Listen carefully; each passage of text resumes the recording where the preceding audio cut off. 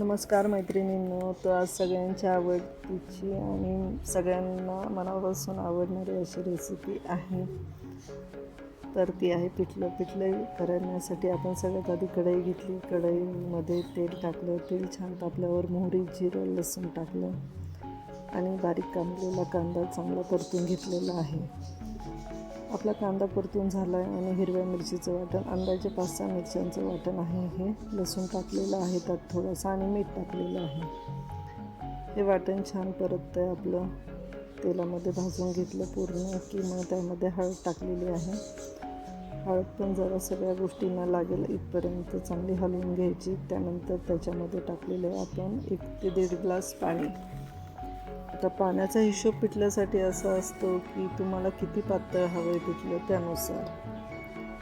म्हणजे सुरुवातीपासूनच पातळ हवं आहे की आधी पातळ आणि नंतर घट्ट असं. जर पूर्ण घट्टच हवं असेल तर तुम्ही पाणी कमी टाका आणि पातळच हवे असेल तर पाणी डबल टाका. म्हणजे ते आपण अर्धा 1 तासाने जरी खाल्लं तरी ते आपल्याला थोडंसं ओलसर भाजीसारखंच लागेल अशा पद्धतीने.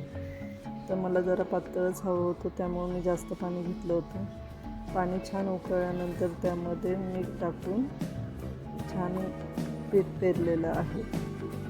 पीठ पेरताना गॅस बारीकच ठेवावा, फुल करू नये, कारण की ते पीठ खटखट करून सगळीकडे उडते. त्यामुळे वाटल्यास थोडी वाफ येऊन द्यावी आणि अशा पद्धतीने 5 मिनिटात आपलं पिठलं तयार आहे.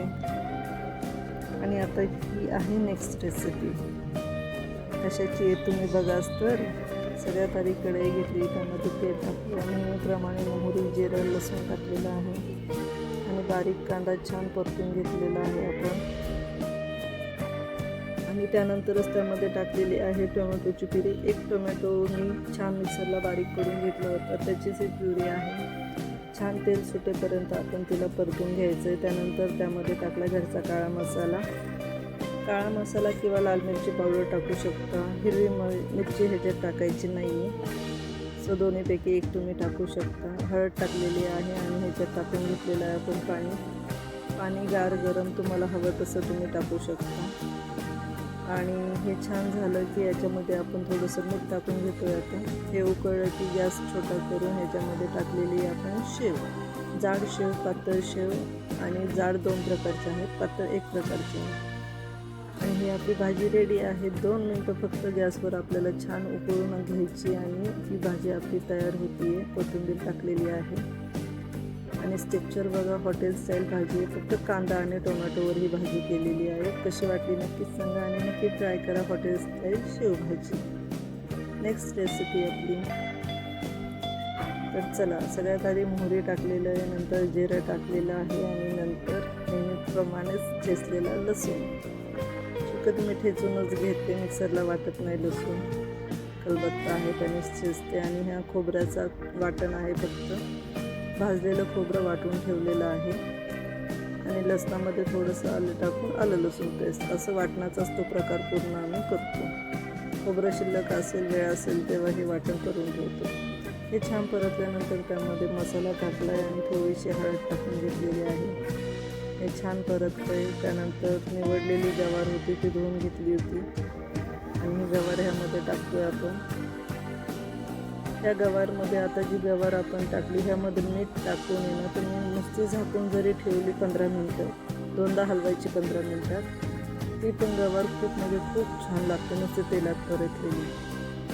पण माझ्या घरी जरा ओलसर भाज्या लागतात त्यामुळं मी तिला झाकून ठेवलं आहे आणि झाकून ठेवल्यानंतर त्यामध्ये जरासं पाणी टाकते आहे.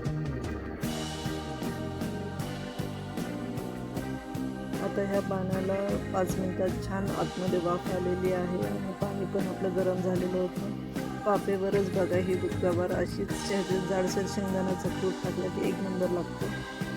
त्याच्यानंतर आपण वाफेचं पाणी यामध्ये टाकून घेतलेलं आहे आणि आता थोडासा शेंगदाण्याचा कूट टाकायचा आहे आणि आपली भाजी ही रेडी झालेली आहे.